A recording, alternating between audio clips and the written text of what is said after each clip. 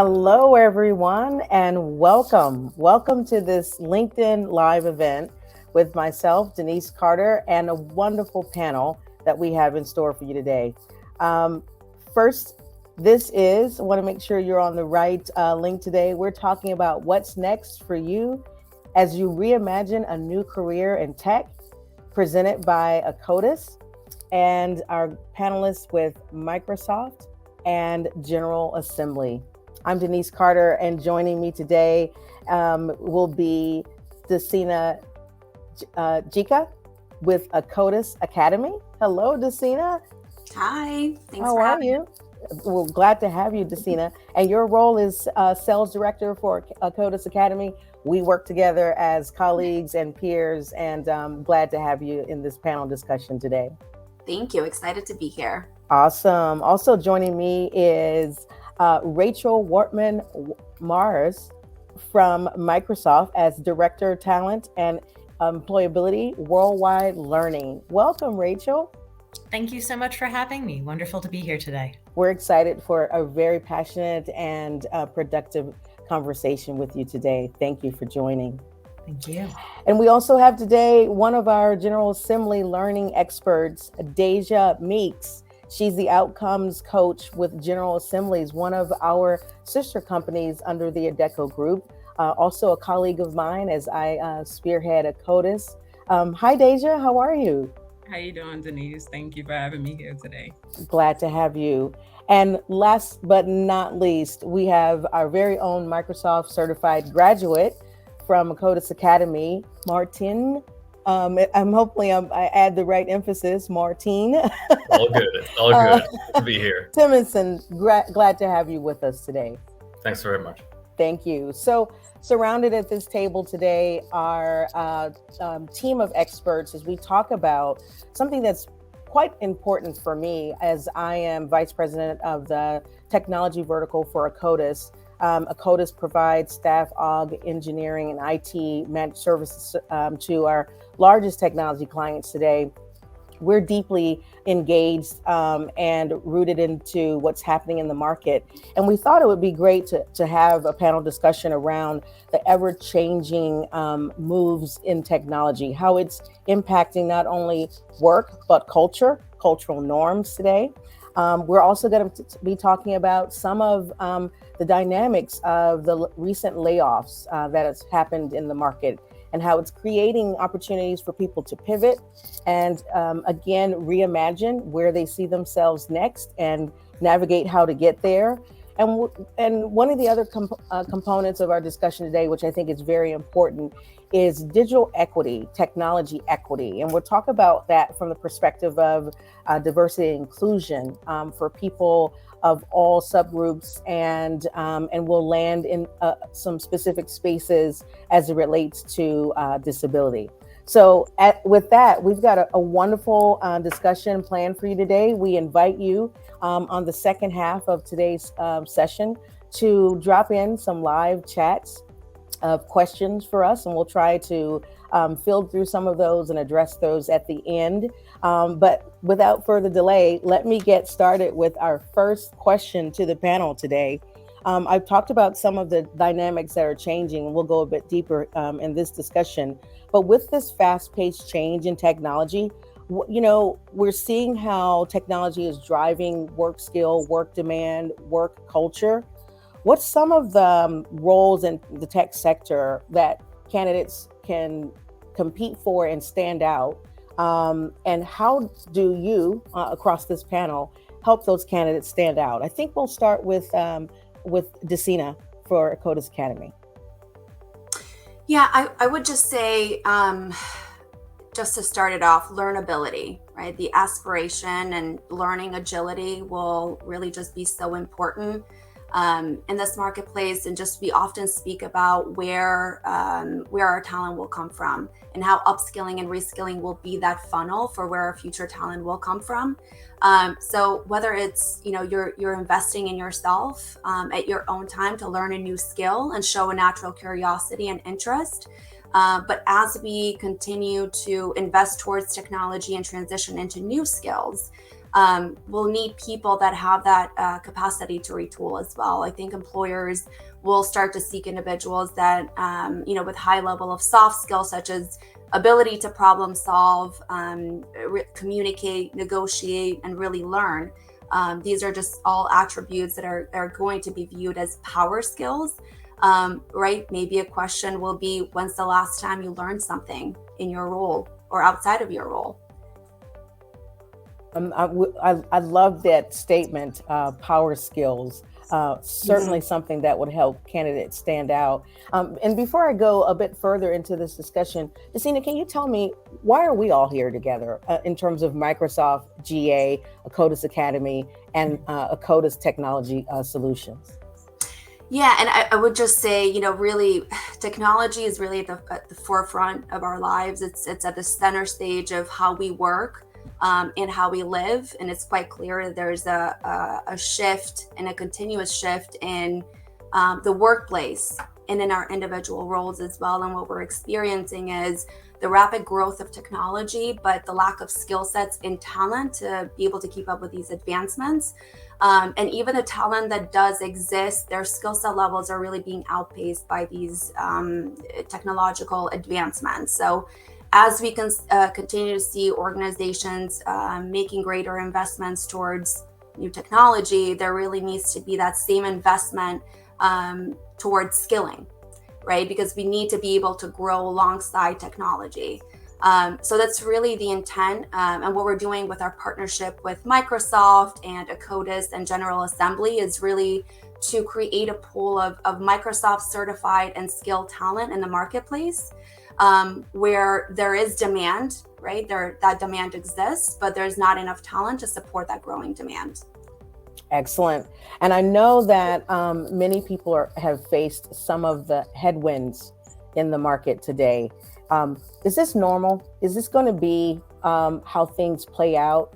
Rachel, what would you say about today's industry trends as it relates to tech skills, and the labor market?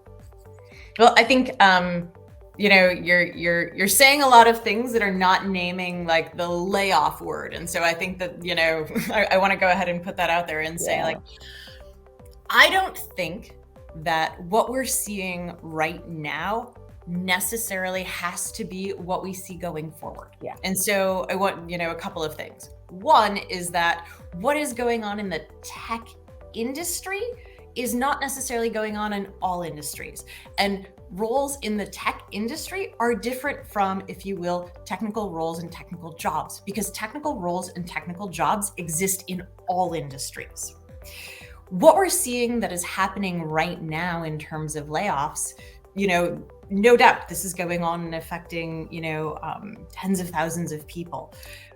However, what Jacina said earlier in terms of the upskilling and reskilling, as we think about, rapid shifts that are taking place, there are significant pivots that are happening right now, not only because of, if you will, just, business decisions, changes, macroeconomic conditions, but as I think we move into, this next place, it really then becomes a marker and a hallmark of organizations to really think about, what is our overall talent strategy plan?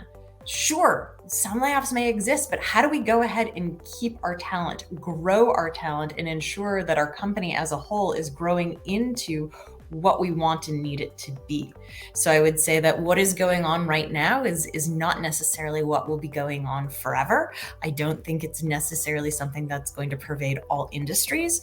I do think that all industries, without a doubt, are becoming more technical, and it's incumbent upon everybody to go ahead and start diving in and seeing, how they can marry up their passions, their interests, their existing knowledge and technical skills to accelerate their careers forward. Absolutely. I'm going to toss this over to Martin, so get ready, Martin. But I think, Rachel, you've made a great point. One thing that I've been saying for the last couple of years is every company is a tech company. There's a tech demand, tech skill need within every organization across all sectors. Now, I'm privileged to support our technology vertical here, but I've got peers in transportation and manufacturing and automotive and financial services, and we're all seeing that skill demand need. So as companies continue to fill in and evolve their technologies internally, Martin, tell me a little bit about your experience, about how you were able to catch up and upskill and kind of evolve your technology skills through a Codis Academy and GA. Yeah, certainly. So with regards to mainly just myself, I do already have a tech background in IT as a software developer, full stack. So I already have a very technical background, but even so, I still needed to upskill and evolve because Rachel worded this absolutely perfectly. I couldn't have said it better myself.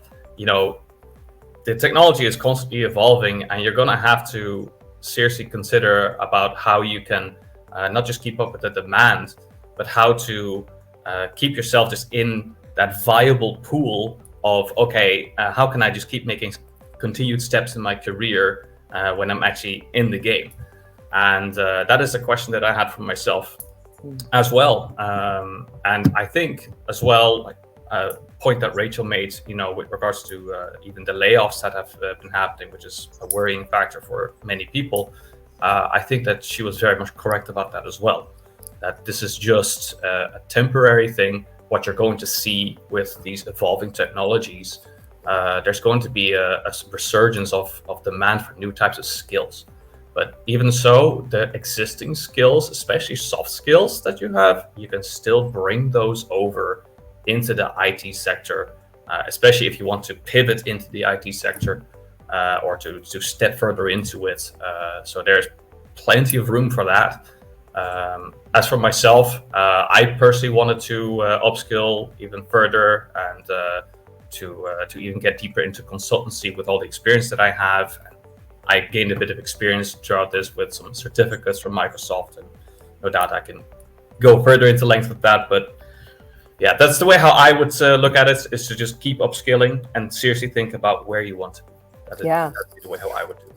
So as individuals pivot, Deja, how does General Assembly either support individuals from a tech demand or just kind of actualizing where they want to be next in the pivots? And also, where does General Assembly fit within the conversation with the client, with the organization that recognizes we need to upskill our talent?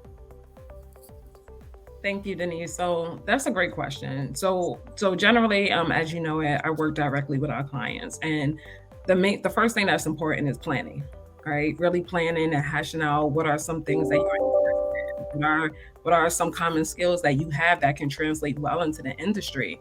And as Rachel and Desina mentioned, like, and you as well, like, the tech, each industry, each company is a tech company, right? I see a lot of folks really focus in on full stack developers, front and back end, but there's so much more in this industry. And it's like, how can you tap into that by also leaning into your professional background? So as we know it, you're approaching the market with job search tools, right? That's your resume, that's your LinkedIn, that's your brand statement, that's your portfolio that really showcases your materials and your projects. How can you align that with the industry? One thing that really helps them stand out is just, we talked about it, the common themes, adaptability. We talked about just like cross-functional skill sets. And I would like to say that, the technical skills is really the deal breaker, right? Yeah. But at the end of the day, they're also looking for those hard skills, right? Can you think creatively? Are you open to upskilling? Digital upskilling as well. And with the understanding, I always try to instill in my students you come in with your own goals, but also try to think from the perspective of not only, from the employer's perspective or the recruiter's perspective, right? Because companies are looking for folks who are able to, be open to constructive criticism, who are able to jump in and actually, productively plan, right?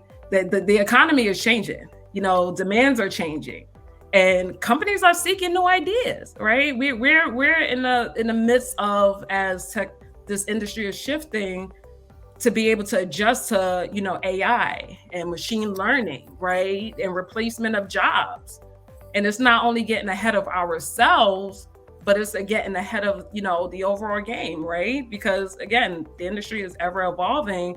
And how can we pivot and prepare these students to be able to say, hey, we need to make sure that you're preparing yourself properly, right? We have to, put ourselves in a position where we feel uncomfortable in order to be able to adjust for that change for the future, because it's not just the present.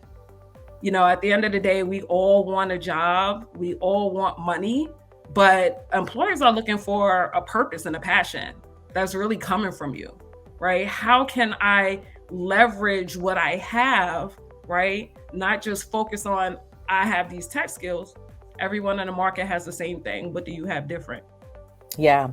So there's two things I want to unpack there.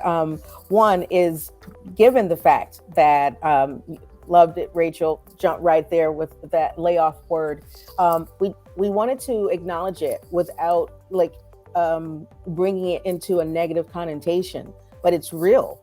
And keeping it real, 132,000 jobs have been cut this year alone. 92,000, I think we saw coming out of 2022. So here we are talking about emerging technologies and skilling in this space. I think one caveat that we've helped our listeners on is it's not just tech companies that need tech skills. So should people take the leap now? If I'm pivoting in my career and I see certain jobs are in high demand and high salary bands, is this a good time for me to jump in? Let's go with Rachel and then Desina. You got to jump at some point. And so why not now?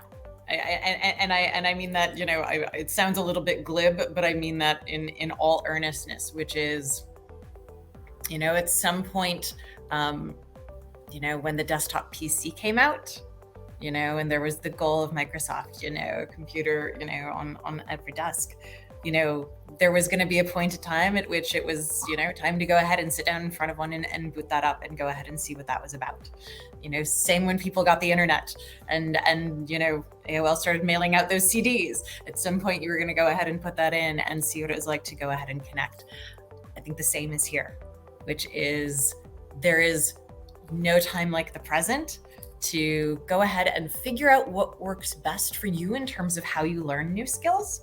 Whether that happens to be, through attending, either, virtual classes or, asynchronous learning, or if you're going to go ahead and pick up a self-directed learning path, start figuring out what works for you and go ahead and start learning. And I think that there is going to be a lot you'll go ahead and figure out that you'll be able to, pick up, but also a lot of connections that you'll be able to make to what goes on in your existing job or within your existing hobbies to bring that even more to life. Yeah. If not now, then when? For so many people. Yeah. Desina? I agree. I think Rachel said it best, but I do think it's really important to stay ahead always, right? One thing to, no matter what your role, technical, not technical, you always have to pay attention to trends, right? And what your industry is doing, what to expect. I think that's really important. So making sure that you show, again, curiosity and have that natural tendency to learn and stay ahead. One thing that we do as an organization is, we make sure to work with our partners and advocate for our talent to create learning opportunities, but, employability opportunities as well, right? So if our candidates or talent are coming at 75% of their requirements, but they do have the ability and the willingness to skill in those missing gaps, like, for example, if they do need an Azure certification or Dynamics 365, we create that opportunity, that space for them where our customers can make that hiring decision. It's easier for them, but there's also an opportunity for our talent as well. Absolutely. And just to add to that, and then Martin, I want to really kind of tee you up for this other question, but Desina, this is exactly how a CODIS from a technology staff aug perspective, works with Academy, where my team is closest to the field. They're closest to the conversations with our clients, and we're encouraging stickability through skilling, retaining great talent through skilling, and retaining that intellectual capital through skilling and upskilling. So, and we've seen success in that. And I'm really interested to hear again from Martin. We were talking about the ability to pivot. Does everybody have to come from a technology background? I think we talked about at one point certain transferable skill sets that can transition into IT. Talk to us about that a little bit, Martin. I think we talked about, for instance, financial services. How does someone from financial services get into technologies? Sure. I mean, just to bring it back earlier into the discussion, Rachel and Desina mentioned this, that pretty much every single company, even if they're not heavily into IT, they still have technical and some IT demand. Still, it just seeps into all kinds of companies. And if you're somebody, let's say from the financial sector, and you want to, let's say, pivot into the IT sector with your skills, let's imagine a scenario where you have Dynamics 365 from Microsoft, and you have, you're good with mathematics, you're good with statistics, you're good with charts, you're good with all these kinds of things, and you're good with the number crunching. Maybe you want to do some data science, or you want to do something in that direction.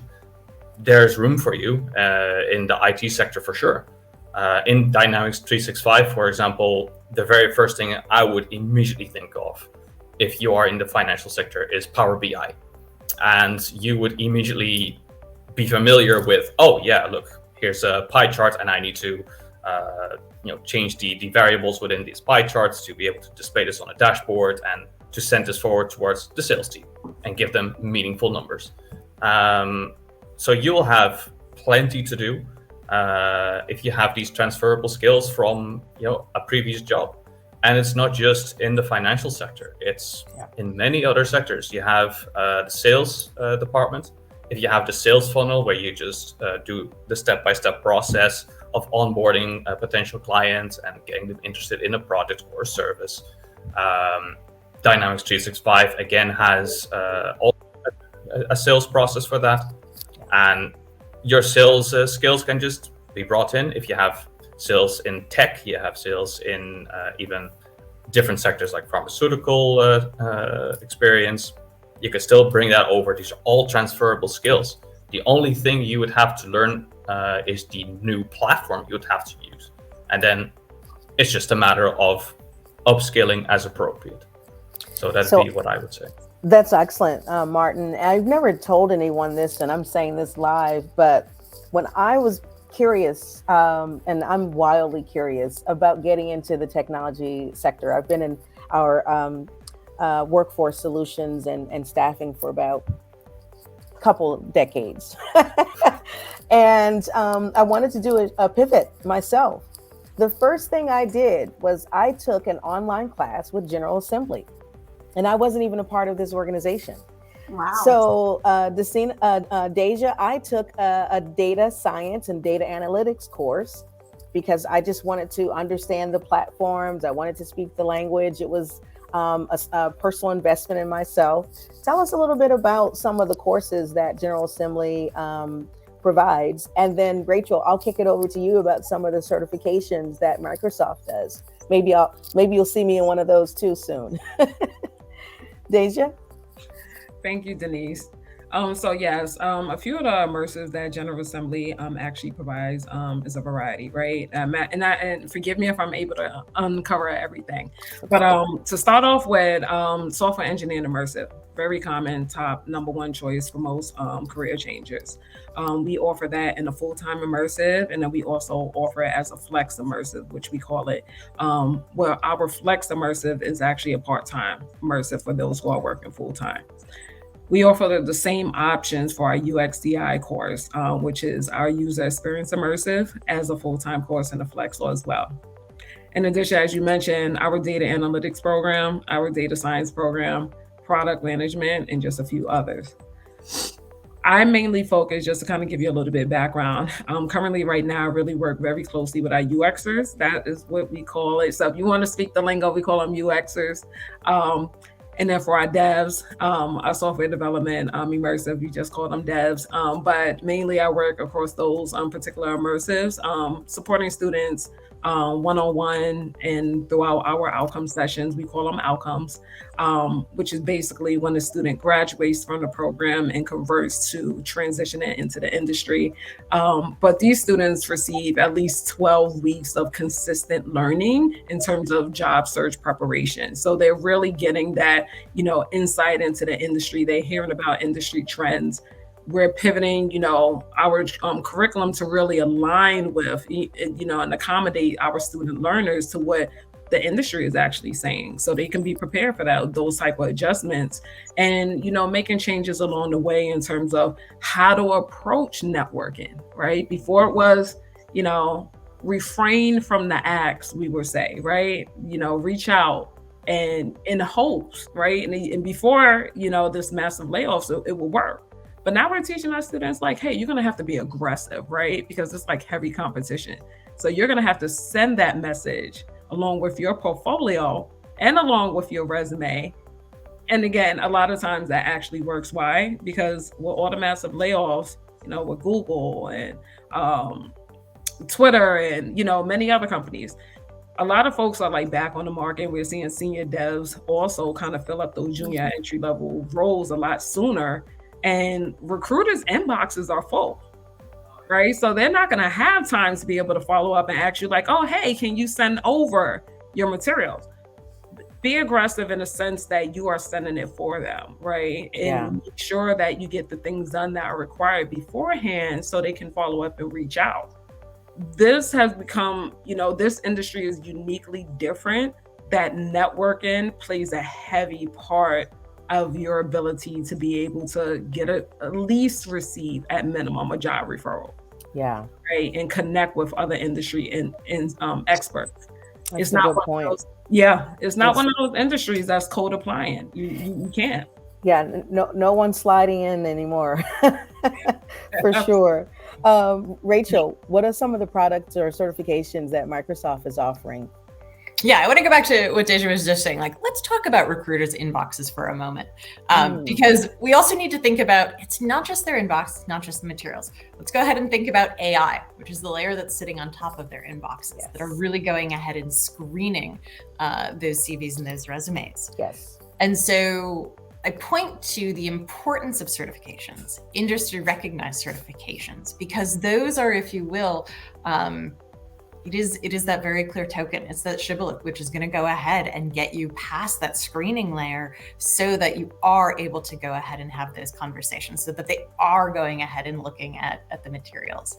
So there are, the wonderful thing about Microsoft and the wild thing about Microsoft is that we have so many products and services. If you think about it, 95% of Fortune 500 companies are on the Microsoft stack. And so that means it's really about pairing your career interest with, again, that industry recognized certification that's going to go ahead and unlock those doors for you. So if you're somebody who's really interested in becoming a developer, then we can look at, Azure Developer Associate, the AZ-204 exam. If you're really just sort of getting started, Azure Fundamentals, AI fundamentals, Power Platform fundamentals, our security, compliance, and identity fundamentals. These are all things that are going to be really great opportunities to go ahead and just begin to introduce you to what those are. And that allows you to go ahead and build from there, again, into your interest area. So you could be looking at an Azure AI Engineer Associate certification, or you could be going ahead and looking at something like a Dynamics 365 Sales Functional Consultant, certification if you want to go into one of those more functional consultant roles. But again, it's about how can we pair what your interest is with the ways that you can go ahead and have different impacts within a business depending upon technologies. Yeah, so we've great dialogue about transitioning, pivoting, standing out.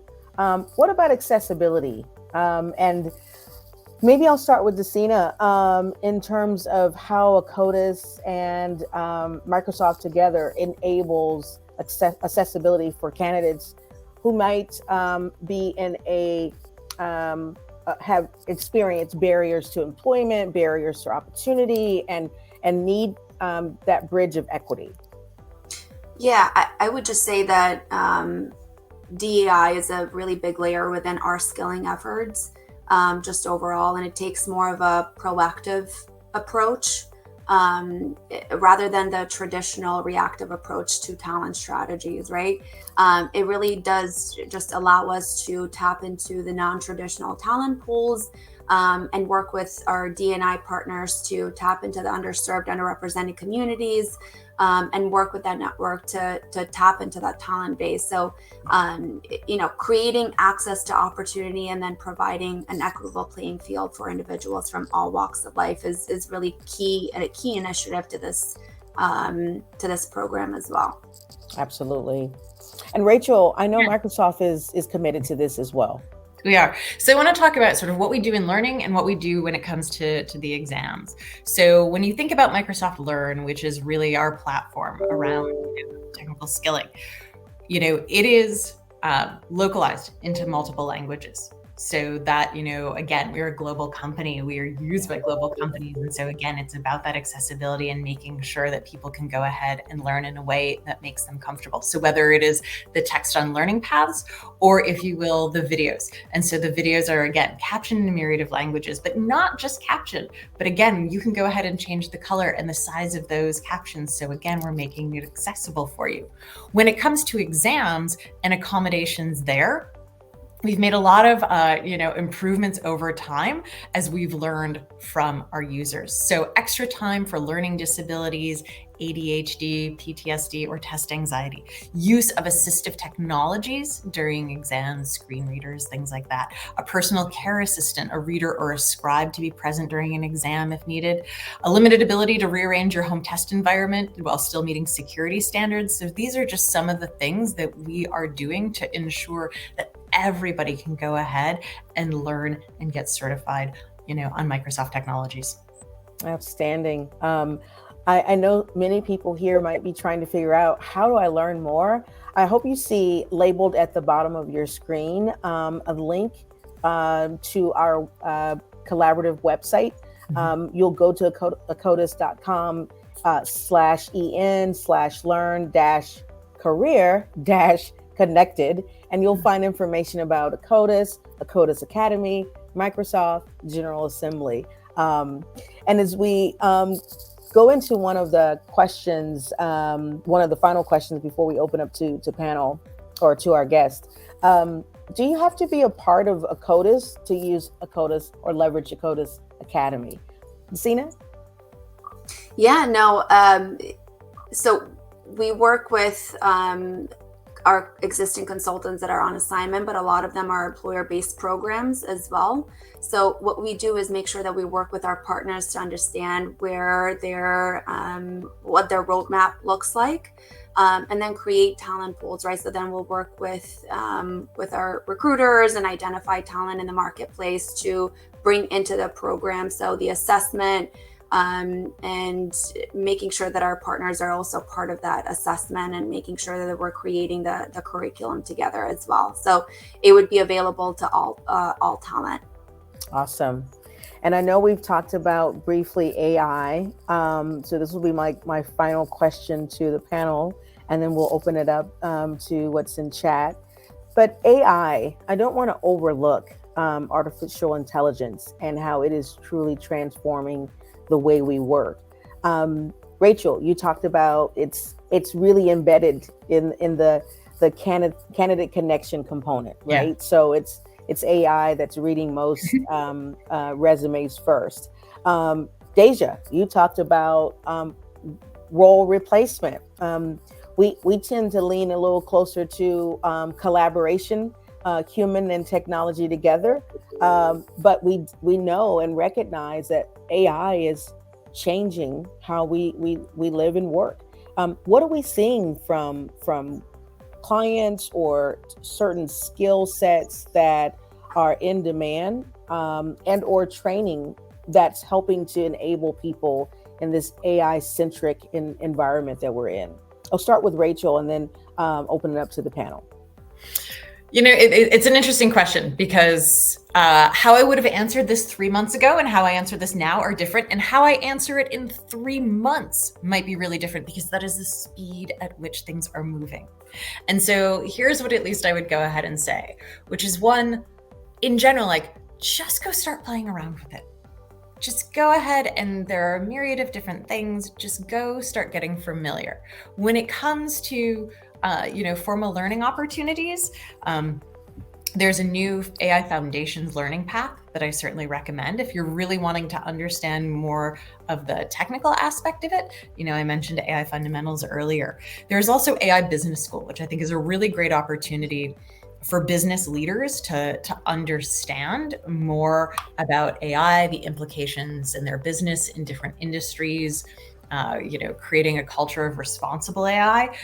So there are a lot of places to go ahead and dive in, again, depending upon your interest. But I think, what you really need to do is just go start playing around. We're seeing job advertisements for prompt engineers. And so I would say beginning to work on that for yourself is also going to become important in terms of how best to use it. But again, how I would answer this in 3 months might be completely different. So I reserve the right to be smarter, tomorrow and next week and the week beyond. Absolutely. Anyone else want to speak to that? And as you're kind of thinking through your response, another transparent moment. I had conversation with someone who presented a PowerPoint document to me yesterday. At the end of it, they said, "How much of this would you believe was done through a chatbot?" And I was like, "Wait, what?" And I took a wild guess. I said like 60%, it's above 50. And they said actually about 80% of this entire document was done through chatbot. So we're in it now in terms of what's happening, what's changing around AI. Anyone else want to speak to that, Desina? Yeah, it's such an interesting topic, right? I think there's this huge fear of AI eliminating or replacing certain jobs, and it's obviously affecting various industries. And I think probably a lot of jobs that are repetitive, manual, cognitive tasks that are repetitive will be maybe replaced by AI systems. But I do think that that's a small piece. I think, the rest is really role shifts, where we will be collaborating with or alongside new tools, right? So as much as you could teach technology to think and predict, there's always going to be that need for human force behind it. And I think our society, our talent can, and I think they should shape it, because it's really going to allow innovation and creativity. It's not going anywhere. So embracing it really, but I think it's going to lead to more jobs, new types of jobs across different functions and different roles. Absolutely. It's the way the world is being built today is the closest to our founding industry leaders of old. And we definitely need to embrace it. And I'm looking forward to being a part of it. This is one of those common threads where I use again, we all must remain wildly curious about what's out there, no matter what station in life you're in and or what role you play today. So with that, let's lead into a couple of our chat questions. And I'm looking off to the screen, folks, just so I can capture some of the questions. I think one of the ones that's come up quite a bit is, getting these certifications either through Microsoft Assembly, General Assembly, and Coda's Academy. What will I be best suited for with these certifications? How do I either find the right job, or what companies are looking for this kind of skill? I typically don't lead the answer to the questions, but I'd like to tackle this one just briefly and then certainly open it up to the panel. So I don't know that I can specifically call out a company. We work with, top Fortune 100, 500 companies across US and global.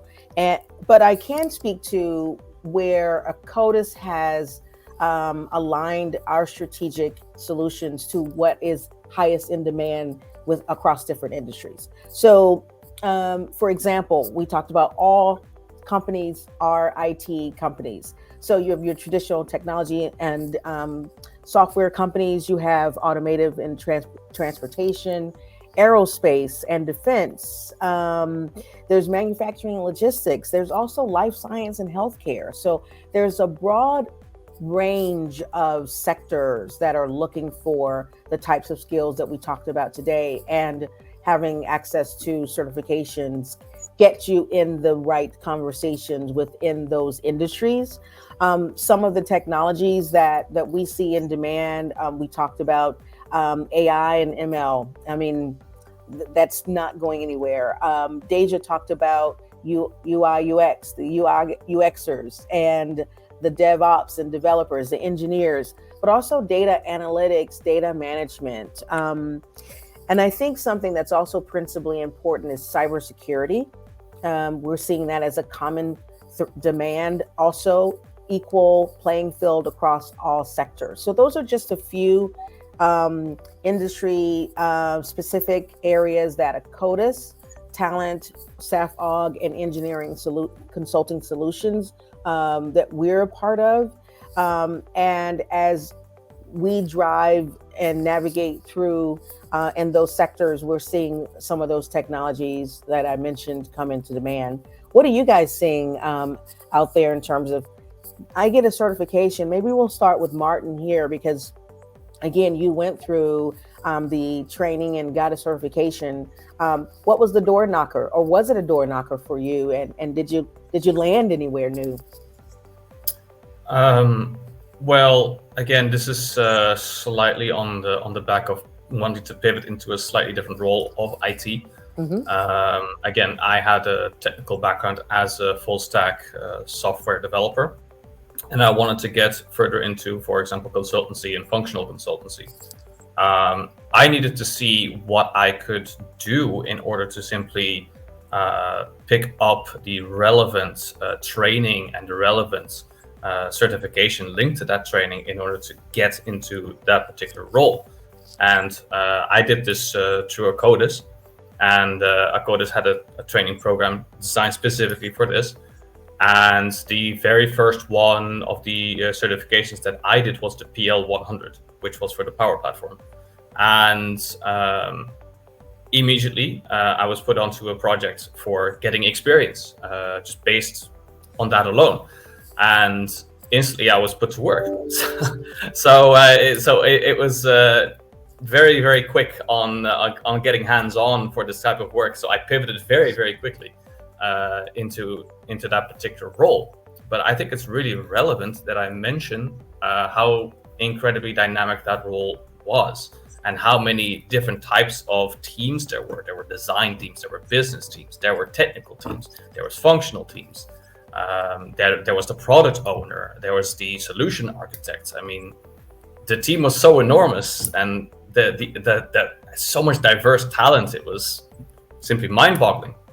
So that kind of brings me to the core part of the question, that there's so much room for different types of talent that you can pick up different certifications. If you're more technically inclined and you've done your PL 100, for example, if you're interested in the Power Platform and Dynamics 365, maybe do the PL 200. That is definitely more technically inclined.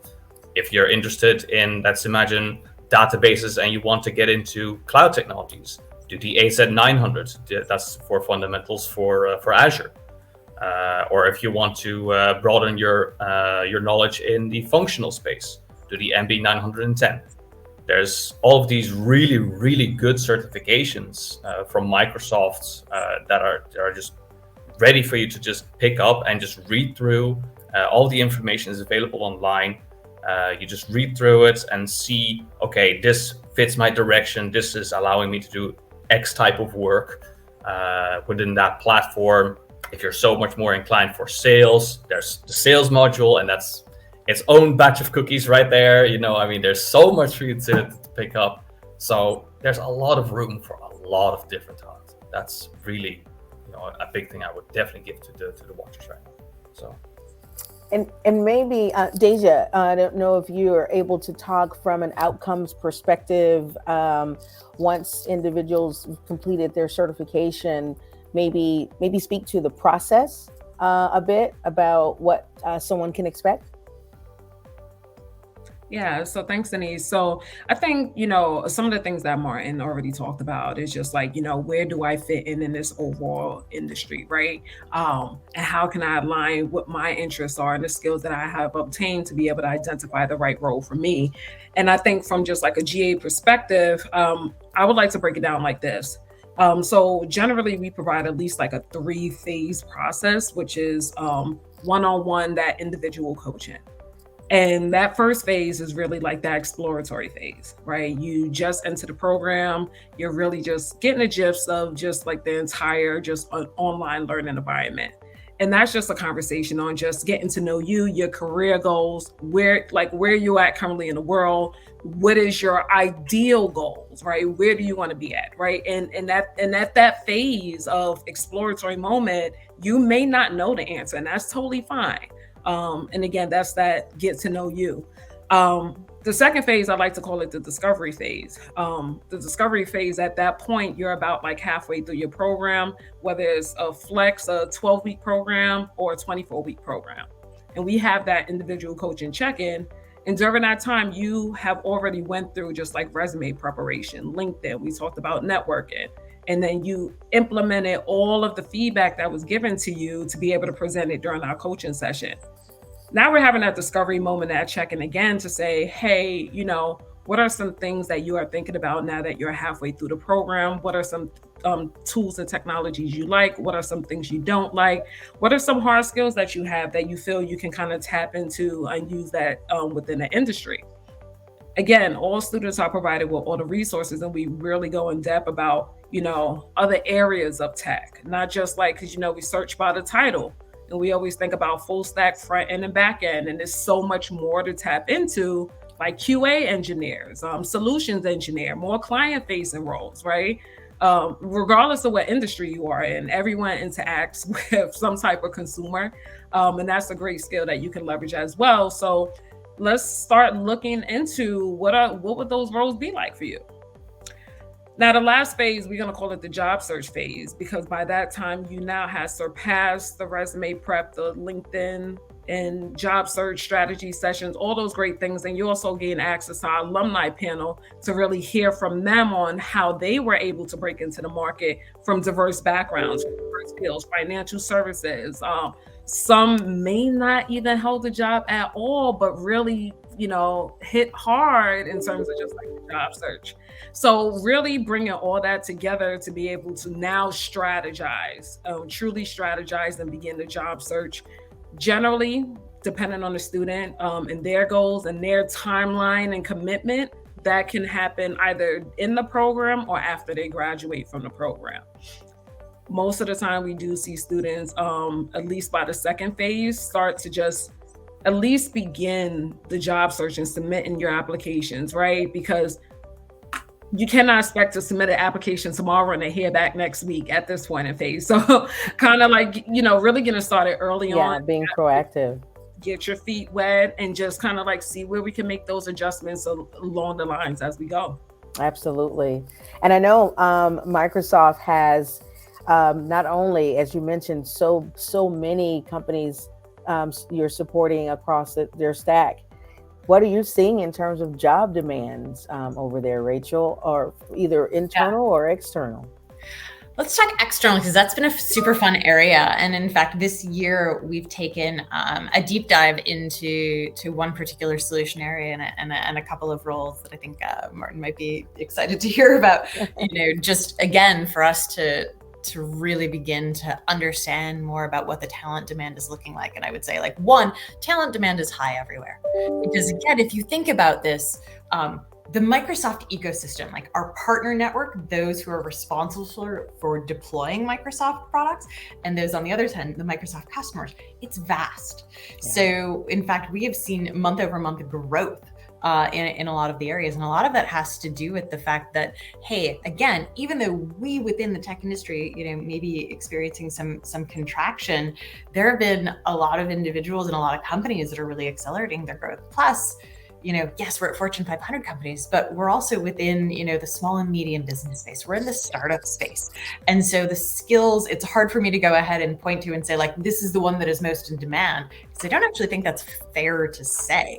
And I actually don't know that I have the necessary data, across, everything and all geos to say that. But again, for me, it's really about find what is of interest to you. Really go ahead and figure out how the technical skills can pair with your interests to accelerate your career within your industry or within an adjacent one. And I think that that's probably what is not only going to make you most happy, but is also really going to speak to those recruiters, because they're going to see not only the interest and the passion, and you're going to be able to bring new ideas and new innovations. And that's where there's a lot of value, in terms of you as a prospective employee. Awesome. We're nearly out of time. I wanted to make sure, Desina, you could share just one more time how people can find out more about Codis Academy and this great partnership that we have with Microsoft and General Assembly. Yeah, absolutely. I mean, again, please take a look at the link as well, and just take a look at all of the details regarding our partnership. We're really excited and look forward to launching it. I think there's going to be a really great opportunity to develop net new talent in the marketplace, but also work with existing talent that need just that little bit of upskilling to be able to go into newer roles as well. So we're really looking forward to the partnership. Yes. And this was a wonderful display of that partnership. Thank you all to my panel guests for your contributions to this discussion, for your level of expertise in what you do. This was really, I think, both motivating and inspiring. And I really do hope that our listeners agree. As we talked about many opportunities on how you can reimagine where you fit within the technology with tech today. And if you're looking for more information, again, details below. Any of us here would be happy to speak with you or point you in the right direction. Thanks so much, everyone, for today's discussion. And we look forward to having more opportunities to come together again. Be well, everyone. Engineering a smarter future together.